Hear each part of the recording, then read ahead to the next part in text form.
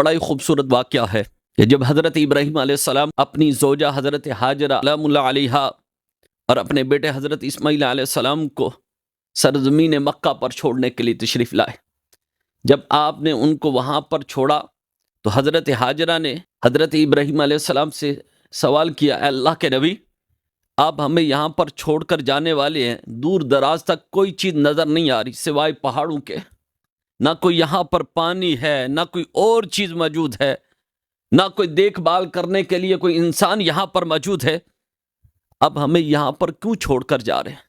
تو حضرت ابراہیم علیہ السلام خاموش ہیں۔ حضرت ہاجرہ نے خود سوال کر لیا، پھر کہا، اللہ کے نبی، کہیں یہ اللہ کا حکم تو نہیں آپ کو؟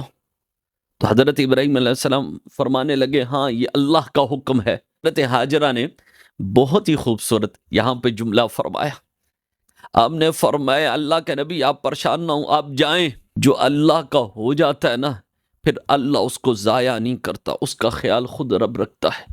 یہاں پر علامہ اقبال بول اٹھے، کیا فرماتے ہیں؟ آپ نے فرمایا، یہی راز ہے زندگی کا، یہی رمز ہے بندگی کی، کہ بندہ خدا سے محبت کرے اور خدا بندے سے محبت کرے۔